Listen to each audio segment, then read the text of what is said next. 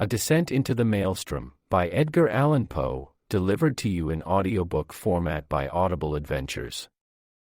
The ways of God in nature, as in providence, are not as our ways, nor are the models that we frame any way commensurate to the vastness, profundity, and unsearchableness of his works, which have a depth in them greater than the well of Democritus. Joseph Glanville. We had now reached the summit of the loftiest crag. For some minutes the old man seemed too much exhausted to speak. "Not long ago," said he at length, "and I could have guided you on this route as well as the youngest of my sons, but, about 3 years past, there happened to me an event such as never happened to mortal man, or at least such as no man ever survived to tell of, and the 6 hours of deadly terror which I then endured have broken me up body and soul. You suppose me a very old man, but I am not. It took less than a single day to change these hairs from a jetty black to white, to weaken my limbs, and to unstring my nerves, so that I tremble at the least exertion, and am frightened at a shadow. Do you know I can scarcely look over this little cliff without getting giddy." The little cliff, upon whose edge he had so carelessly thrown himself down to rest that the weightier portion of his body hung over it, while he was only kept from falling by the tenure of his elbow on its extreme and slippery edge, this little cliff arose, a sheer unobstructed precipice of black shining rock, some 15 or 1600 feet from the world of crags beneath us. Nothing would have tempted me to within half a dozen yards of its brink. In truth, so deeply was I excited by the perilous position of my companion, that I fell at full length upon the ground, clung to the shrubs around me, and dared not even glance upward at the sky, while I struggled in vain to divest myself of the idea that the very foundations of the mountain were in danger from the fury of the winds. It was long before I could reason myself into sufficient courage to sit up and look out into the distance. "You must get over these fancies," said the guide, "for I have brought you here that you might have the best possible view of the scene of that event I mentioned, and to tell you the whole story with the spot just under your eye. We are now," he continued, in that particularizing manner which distinguished him, "we are now close upon the Norwegian coast, in the 68th degree of latitude, in the great province of Nordland, and in the dreary district of Lofoten. The mountain upon whose top we sit is Helseggen, the Cloudy. Now raise yourself up a little higher, hold on to the grass if you feel giddy, so, and look out, beyond the belt of vapor beneath us, into the sea." I looked dizzily, and beheld a wide expanse of ocean, whose waters were so inky a hue as to bring at once to my mind the Nubian geographer's account of the Mare Tenebrarum. A panorama more deplorably desolate no human imagination can conceive. To the right and left, as far as the eye could reach, there lay outstretched, like ramparts of the world, lines of horridly black and beetling cliff, whose character of gloom was but the more forcibly illustrated by the surf which reared high up against its white and ghastly crest, howling and shrieking forever. Just opposite the promontory upon whose apex we were placed, and at a distance of some 5 or 6 miles out at sea, there was visible a small, bleak-looking island, or, more properly, its position was discernible through the wilderness of surge in which it was enveloped. About 2 miles nearer the land, arose another of smaller size, hideously craggy and barren, and encompassed at various intervals by a cluster of dark rocks. The appearance of the ocean, in the space between the more distant island and the shore, had something very unusual about it. Although, at the time, so strong a gale was blowing landward that a brig in the remote offing lay to under a double-reefed trysail, and constantly plunged her whole hull out of sight, still there was here nothing like a regular swell, but only a short, quick, angry cross-dashing of water in every direction, as well in the teeth of the wind as otherwise. Of foam there was little except in the immediate vicinity of the rocks. "The island in the distance," resumed the old man, "is called by the Norwegians Vurg. The one midway is Moscow. That a mile to the northward is Ambaren. Yonder are Ilesen, Hotholm, Kieldhelm, Swarven, and Buckholm. Farther off, between Moscow and Vurg, are Otterholm, Flyman, Sandflesen, and Stockholm. These are the true names of the places, but why it has been thought necessary to name them at all, is more than either you or I can understand. Do you hear anything? Do you see any change in the water? We had now been about 10 minutes upon the top of Helseggen, to which we had ascended from the interior of Lofoten, so that we had caught no glimpse of the sea until it had burst upon us from the summit. As the old man spoke, I became aware of a loud and gradually increasing sound, like the moaning of a vast herd of buffaloes upon an American prairie, and at the same moment I perceived that what seamen term the chopping character of the ocean beneath us was rapidly changing into a current which set to the eastward. Even while I gazed, this current acquired a monstrous velocity. Each moment added to its speed, to its headlong impetuosity. In 5 minutes the whole sea, as far as Vurrgh, was lashed into ungovernable fury, but it was between Moscow and the coast that the main uproar held its sway. Here the vast bed of the waters, seamed and scarred into 1,000 conflicting channels, burst suddenly into frenzied convulsion, heaving, boiling, hissing, gyrating in gigantic and innumerable vortices, and all whirling and plunging on to the eastward with a rapidity which water never elsewhere assumes except in precipitous descents. In a few minutes more, there came over the scene another radical alteration. The general surface grew somewhat more smooth, and the whirlpools, one by one, disappeared, while prodigious streaks of foam became apparent where none had been seen before. These streaks, at length, spreading out to a great distance, and entering into combination, took unto themselves the gyratory motion of the subsided vortices, and seemed to form the germ of another more vast. Suddenly, very suddenly, this assumed a distinct and definite existence, in a circle of more than a mile in diameter. The edge of the whirl was represented by a broad belt of gleaming spray, but no particle of this slipped into the mouth of the terrific funnel, whose interior, as far as the eye could fathom it, was a smooth, shining, and jet-black wall of water, inclined to the horizon at an angle of some 45 degrees, speeding dizzily round and round with a swaying and sweltering motion, and sending forth to the winds an appalling voice, half shriek, half roar, such as not even the mighty cataract of Niagara ever lifts up in its agony to heaven. The mountain trembled to its very base, and the rock rocked. I threw myself upon my face, and clung to the scant herbage in an excess of nervous agitation. "This," said I at length, to the old man, "this can be nothing else than the great whirlpool of the Maelstrom." "So it is sometimes termed," said he. "We Norwegians call it the Moskostrom, from the island of Moscow in the Midway." The ordinary accounts of this vortex had by no means prepared me for what I saw. That of Jonas Ramus, which is perhaps the most circumstantial of any, cannot impart the faintest conception either of the magnificence, or of the horror of the scene, or of the wild bewildering sense of the novel which confounds the beholder. I am not sure from what point of view the writer in question surveyed it, nor at what time, but it could neither have been from the summit of Helseggen, nor during a storm. There are some passages of his description, nevertheless, which may be quoted for their details, although their effect is exceedingly feeble in conveying an impression of the spectacle.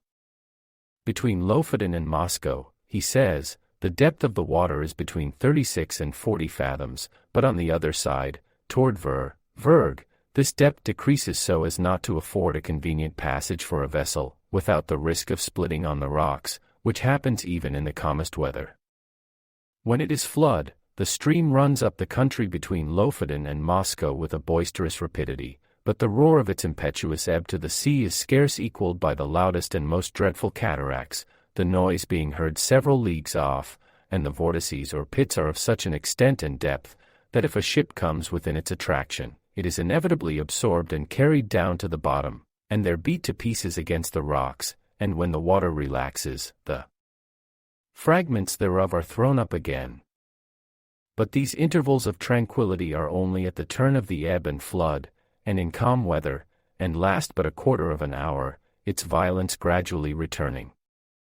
When the stream is most boisterous, and its fury heightened by a storm, it is dangerous to come within a Norway mile of it. Boats, yachts, and ships have been carried away by not guarding against it before they were within its reach. It likewise happens frequently, that whales come too near the stream, and are overpowered by its violence, and then it is impossible to describe their howlings and bellowings in their fruitless struggles to disengage themselves.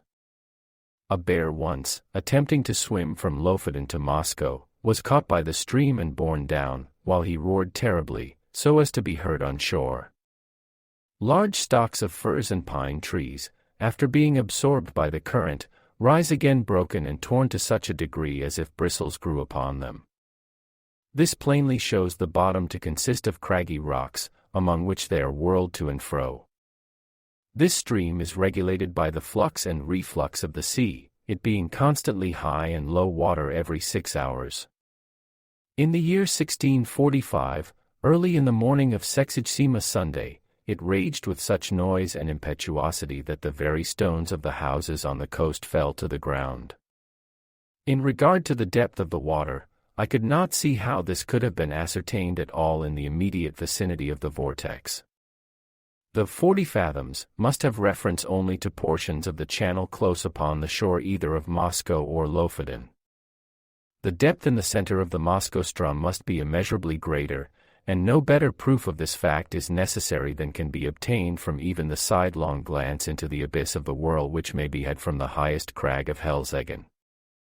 Looking down from this pinnacle upon the howling phlegethon below, I could not help smiling at the simplicity with which the honest Jonas Ramus records, as a matter difficult of belief, the anecdotes of the whales and the bears, for it appeared to me, in fact, a self-evident thing, that the largest ship of the line in existence, coming within the influence of that deadly attraction, could resist it as little as a feather the hurricane, and must disappear bodily and at once.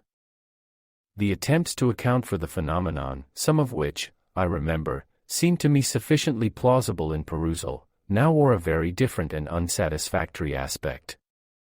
The idea generally received is that this, as well as 3 smaller vortices among the Faroe Islands, have no other cause than the collision of waves rising and falling, at flux and reflux, against a ridge of rocks and shelves, which confines the water so that it precipitates itself like a cataract, and thus the higher the flood rises, the deeper must the fall be, and the natural result of all is a whirlpool or vortex, the prodigious suction of which is sufficiently known by lesser experiments. These are the words of the Encyclopaedia Britannica. Kircher and others imagine that in the center of the channel of the Maelstrom is an abyss penetrating the globe, and issuing in some very remote part, the Gulf of Bothnia being somewhat decidedly named in one instance. This opinion, idle in itself, was the one to which, as I gazed, my imagination most readily assented, and, mentioning it to the guide, I was rather surprised to hear him say that, although it was the view almost universally entertained of the subject by the Norwegians, it nevertheless was not his own. As to the former notion, he confessed his inability to comprehend it, and here I agreed with him, for, however conclusive on paper, it becomes altogether unintelligible, and even absurd, amid the thunder of the abyss. "You have had a good look at the whirl now," said the old man, "and if you will creep round this crag, so as to get in its lee, and deaden the roar of the water, I will tell you a story that will convince you I ought to know something of the Maelstrom." I placed myself as desired, and he proceeded. Myself and my 2 brothers once owned a schooner-rigged smack of about 70 tons burthen, with which we were in the habit of fishing among the islands beyond Moscow, nearly to Vurg. In all violent eddies at sea there is good fishing, at proper opportunities, if one has only the courage to attempt it, but among the whole of the Lofoten coastmen, we 3 were the only ones who made a regular business of going out to the islands, as I tell you. The usual grounds are a great way lower down to the southward. Their fish can be got at all hours, without much risk, and therefore these places are preferred. The choice spots over here among the rocks, however, not only yield the finest variety, but in far greater abundance, so that we often got in a single day what the more timid of the craft could not scrape together in a week. In fact, we made it a matter of desperate speculation, the risk of life standing instead of labor, and courage answering for capital. We kept the smack in a cove about 5 miles higher up the coast than this, and it was our practice, in fine weather, to take advantage of the 15-minute slack to push across the main channel of the Maelstrom, far above the pool, and then drop down upon anchorage somewhere near Otterholm, or Sandflesen, where the eddies are not so violent as elsewhere. Here we used to remain until nearly time for slack water again, when we weighed and made for home. We never set out upon this expedition without a steady side wind for going and coming, one that we felt sure would not fail us before our return, and we seldom made a miscalculation upon this point. Twice, during 6 years, we were forced to stay all night at anchor on account of a dead calm, which is a rare thing indeed just about here, and once we had to remain on the grounds nearly a week, starving to death, owing to a gale which blew up shortly after our arrival, and made the channel too boisterous to be thought of. Upon this occasion we should have been driven out to sea in spite of everything, for the whirlpools threw us round and round so violently, that, at length, we fouled our anchor and dragged it, if it had not been that we drifted into one of the innumerable cross-currents, here today and gone tomorrow, which drove us under the lee of Flyman, where, by good luck, we brought up. I could not tell you the 20th part of the difficulties we encountered on the grounds. It is a bad spot to be in, even in good weather, but we made shift always to run the gauntlet of the Maelstrom itself without accident, although at times my heart has been in my mouth when we happened to be a minute or so behind or before the slack. The wind sometimes was not as strong as we thought it at starting, and then we made rather less way than we could wish, while the current rendered the smack unmanageable. My eldest brother had a son 18 years old, and I had 2 stout boys of my own. These would have been of great assistance at such times, in using the sweeps, as well as afterward in fishing, but, somehow, although we ran the risk ourselves, we had not the heart to let the young ones get into the danger, for, after all is said and done, it was a horrible danger, and that is the truth. It is now within a few days of 3 years since what I am going to tell you occurred.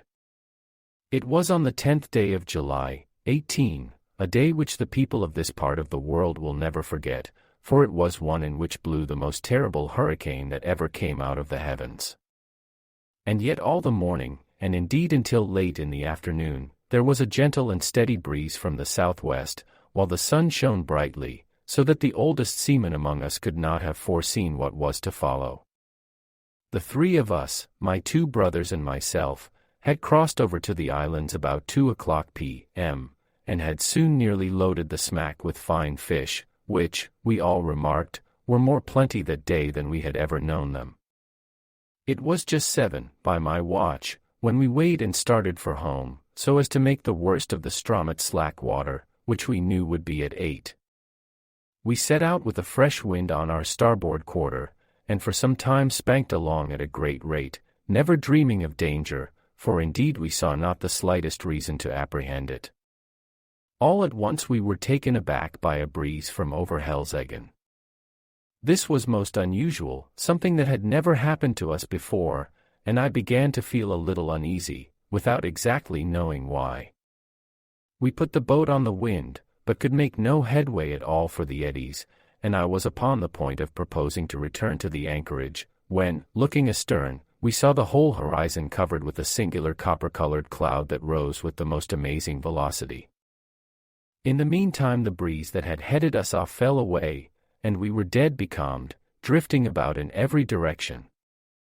This state of things, however, did not last long enough to give us time to think about it. In less than a minute the storm was upon us, in less than 2 the sky was entirely overcast, and what with this and the driving spray, it became suddenly so dark that we could not see each other in the smack. Such a hurricane as then blew it is folly to attempt describing. The oldest seaman in Norway never experienced anything like it. We had let our sails go by the run before it cleverly took us, but, at the first puff, both our masts went by the board as if they had been sawed off, the mainmast taking with it my youngest brother, who had lashed himself to it for safety. Our boat was the lightest feather of a thing that ever sat upon water. It had a complete flush deck, with only a small hatch near the bow, and this hatch it had always been our custom to batten down when about to cross the Strom, by way of precaution against the chopping seas. But for this circumstance we should have foundered at once, for we lay entirely buried for some moments. How my elder brother escaped destruction I cannot say, for I never had an opportunity of ascertaining. For my part, as soon as I had let the foresail run, I threw myself flat on deck, with my feet against the narrow gunwale of the bow, and with my hands grasping a ring-bolt near the foot of the foremast. It was mere instinct that prompted me to do this, which was undoubtedly the very best thing I could have done, for I was too much flurried to think. For some moments we were completely deluged, as I say, and all this time I held my breath, and clung to the bolt. When I could stand it no longer I raised myself upon my knees, still keeping hold with my hands, and thus got my head clear. Presently our little boat gave herself a shake, just as a dog does in coming out of the water, and thus rid herself, in some measure, of the seas. I was now trying to get the better of the stupor that had come over me, and to collect my senses so as to see what was to be done, when I felt somebody grasp my arm. It was my elder brother, and my heart leaped for joy, for I had made sure that he was overboard, but the next moment all this joy was turned into horror, for he put his mouth close to my ear, and screamed out the word Maelstrom. No one ever will know what my feelings were at that moment. I shook from head to foot as if I had had the most violent fit of the ague. I knew what he meant by that one word well enough, I knew what he wished to make me understand. With the wind that now drove us on, we were bound for the whirl of the Strom, and nothing could save us. You perceive that in crossing the Strom channel, we always went a long way up above the whirl, even in the calmest weather, and then had to wait and watch carefully for the slack, but now we were driving right upon the pool itself, and in such a hurricane as this. To be sure, I thought, we shall get there just about the slack, there is some little hope in that, but in the next moment I cursed myself for being so great a fool as to dream of hope at all. I knew very well that we were doomed, had we been 10 times a 90-gun ship. By this time the first fury of the tempest had spent itself, or perhaps we did not feel it so much, as we scud before it, but at all events the seas, which at first had been kept down by the wind, and lay flat and frothing, now got up into absolute mountains. A singular change, too, had come over the heavens. Around in every direction it was still as black as pitch, but nearly overhead there burst out, all at once, a circular rift of clear sky, as clear as I ever saw, and of a deep bright blue, and through it there blazed forth the full moon with a luster that I never before knew her to wear. She lit up everything about us with the greatest distinctness, but, oh God, what a scene it was to light up! I now made 1 or 2 attempts to speak to my brother, but, in some manner which I could not understand, the din had so increased that I could not make him hear a single word, although I screamed at the top of my voice in his ear. Presently he shook his head, looking as pale as death, and held up one of his fingers, as if to say, "Listen." At first I could not make out what he meant, but soon a hideous thought flashed upon me. I dragged my watch from its fob. It was not going. I glanced at its face by the moonlight, and then burst into tears as I flung it far away into the ocean. It had run down at 7 o'clock. We were behind the time of the slack, and the whirl of the Strom was in full fury. When a boat is well built, properly trimmed, and not deep laden, the waves in a strong gale, when she is going large, seem always to slip from beneath her, which appears very strange to a landsman, and this is what is called riding, in sea phrase. Well, so far we had ridden the swells very cleverly, but presently a gigantic sea happened to take us right under the counter, and bore us with it as it rose, up, up, as if into the sky. I would not have believed that any wave could rise so high. And then down we came with a sweep, a slide, and a plunge, that made me feel sick and dizzy, as if I was falling from some lofty mountain top in a dream. But while we were up I had thrown a quick glance around, and that one glance was all sufficient. I saw our exact position in an instant. The Maelstrom whirlpool was about 1/4 of a mile dead ahead, but no more like the everyday Maelstrom than the whirl as you now see it, is like a mill race. If I had not known where we were, and what we had to expect, I should not have recognized the place at all. As it was, I involuntarily closed my eyes in horror. The lids clenched themselves together as if in a spasm. It could not have been more than 2 minutes afterward until we suddenly felt the waves subside, and were enveloped in foam. The boat made a sharp half-turn to larboard, and then shot off in its new direction like a thunderbolt. At the same moment the roaring noise of the water was completely drowned in a kind of shrill shriek, such a sound as you might imagine given out by the waste pipes of many thousand steam vessels, letting off their steam altogether. We were now in the belt of surf that always surrounds the whirl, and I thought, of course, that another moment would plunge us into the abyss, down which we could only see indistinctly on account of the amazing velocity with which we were borne along. The boat did not seem to sink into the water at all, but to skim like an air bubble upon the surface of the surge. Her starboard side was next the whirl, and on the larboard arose the world of ocean we had left. It stood like a huge writhing wall between us and the horizon.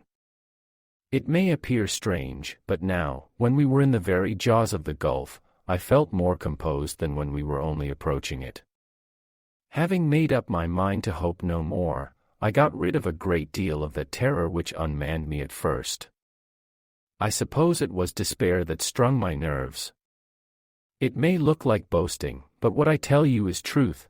I began to reflect how magnificent a thing it was to die in such a manner, and how foolish it was in me to think of so paltry a consideration as my own individual life, in view of so wonderful a manifestation of God's power.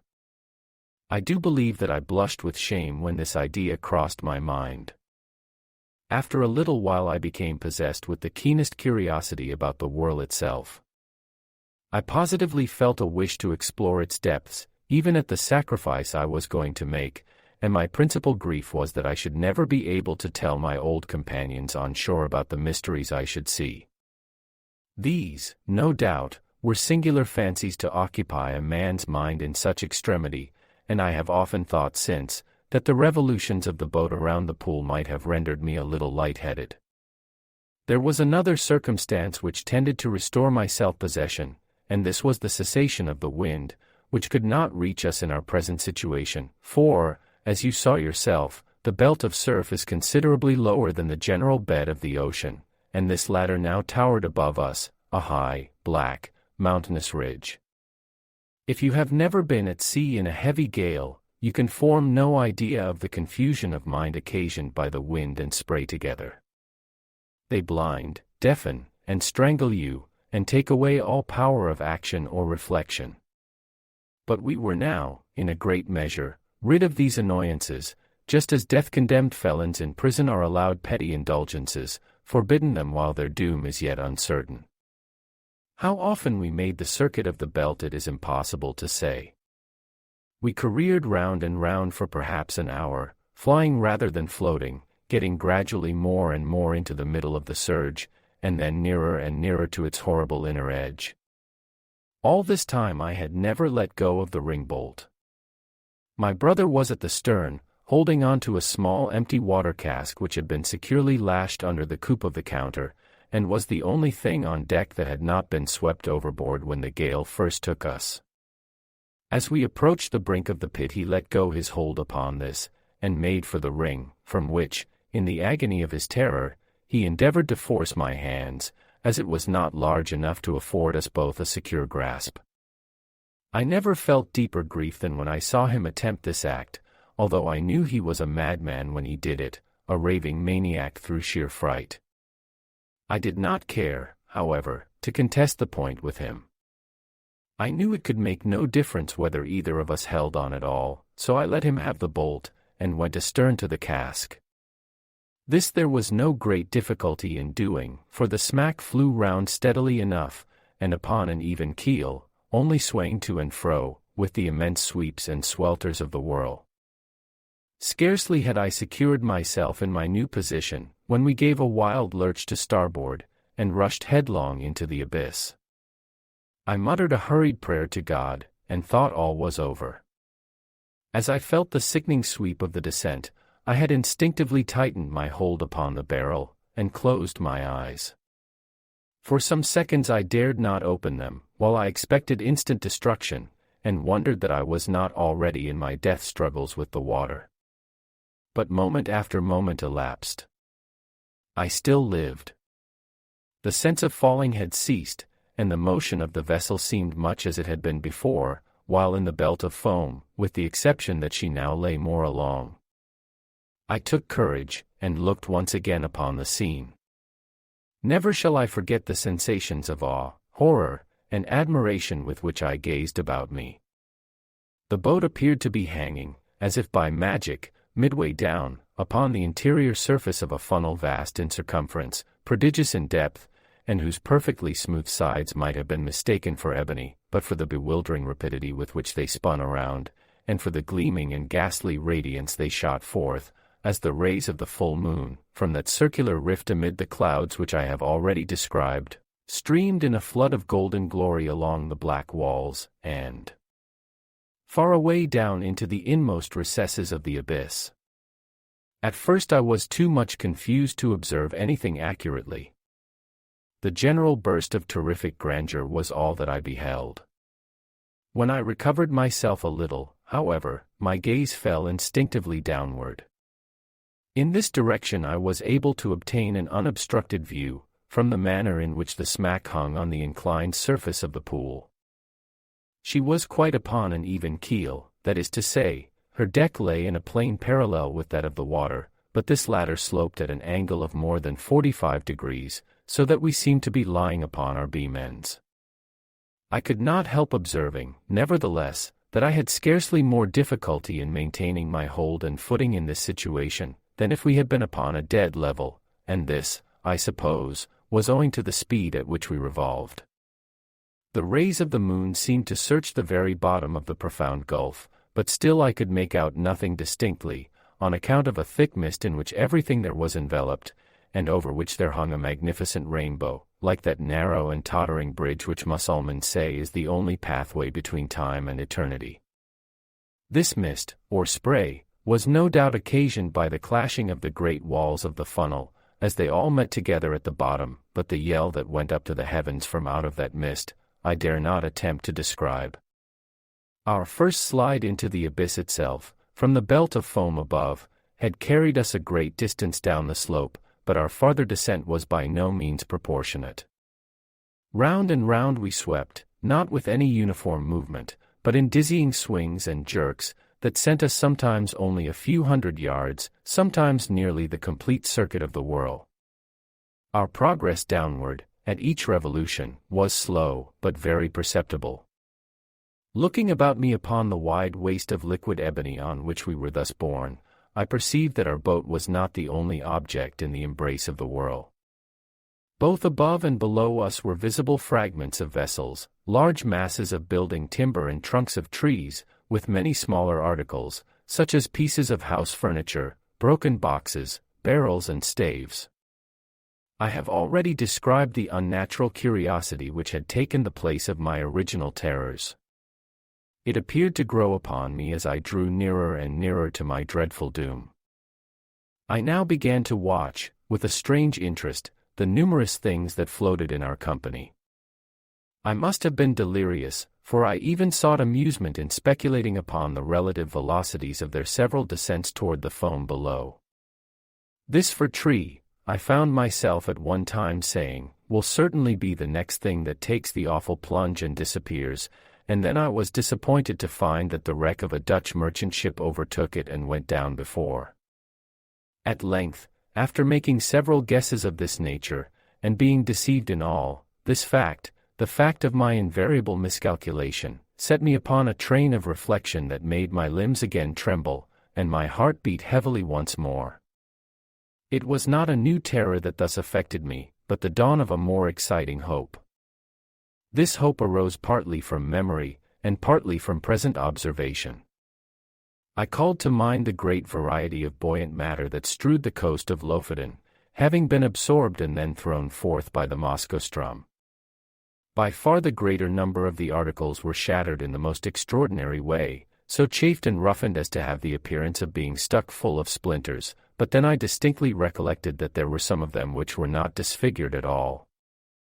Now I could not account for this difference except by supposing that the roughened fragments were the only ones which had been completely absorbed, that the others had entered the whirl at so late a period of the tide, or, for some reason, had descended so slowly after entering, that they did not reach the bottom before the turn of the flood came, or of the ebb, as the case might be.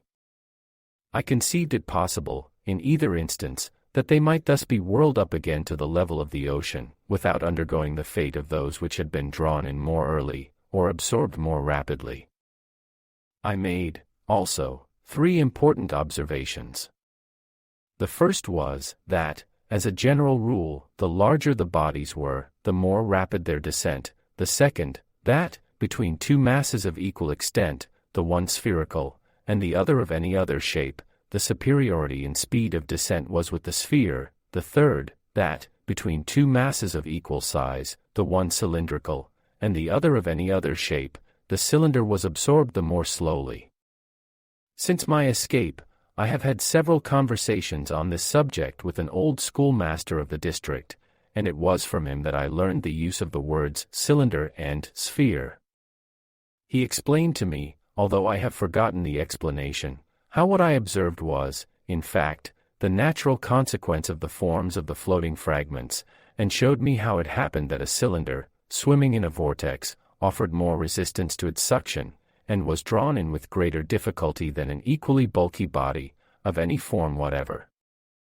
There was one startling circumstance which went a great way in enforcing these observations, and rendering me anxious to turn them to account, and this was that, at every revolution, we passed something like a barrel, or else the yard or the mast of a vessel, while many of these things, which had been on our level when I first opened my eyes upon the wonders of the whirlpool, were now high up above us, and seemed to have moved but little from their original station. I no longer hesitated what to do. I resolved to lash myself securely to the water cask upon which I now held, to cut it loose from the counter, and to throw myself with it into the water. I attracted my brother's attention by signs, pointed to the floating barrels that came near us, and did everything in my power to make him understand what I was about to do. I thought at length that he comprehended my design, but, whether this was the case or not, he shook his head despairingly, and refused to move from his station by the ring-bolt. It was impossible to reach him, the emergency admitted of no delay, and so, with a bitter struggle, I resigned him to his fate, fastened myself to the cask by means of the lashings which secured it to the counter, and precipitated myself with it into the sea, without another moment's hesitation. The result was precisely what I had hoped it might be. As it is myself who now tell you this tale, as you see that I did escape, and as you are already in possession of the mode in which this escape was effected, and must therefore anticipate all that I have farther to say, I will bring my story quickly to conclusion.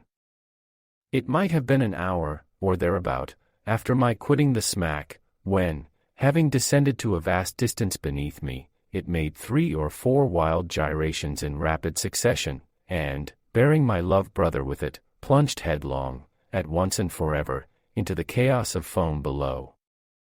The barrel to which I was attached sunk very little farther than half the distance between the bottom of the gulf and the spot at which I leaped overboard, before a great change took place in the character of the whirlpool. The slope of the sides of the vast funnel became momently less and less steep. The gyrations of the whirl grew, gradually, less and less violent. By degrees, the froth and the rainbow disappeared, and the bottom of the gulf seemed slowly to uprise.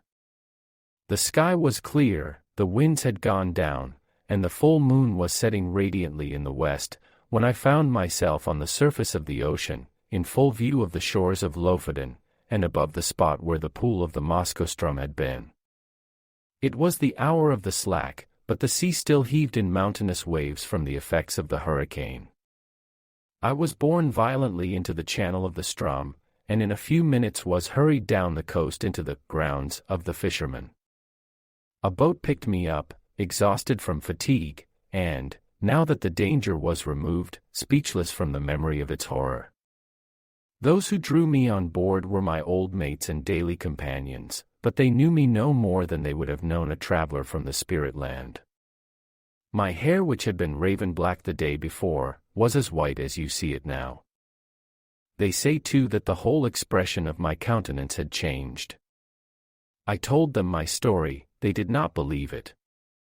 I now tell it to you, and I can scarcely expect you to put more faith in it than did the merry fisherman of Lofoden. The end. Thank you for listening to an audiobook from Audible Adventures. Make sure to find more entertaining audiobooks on the channel.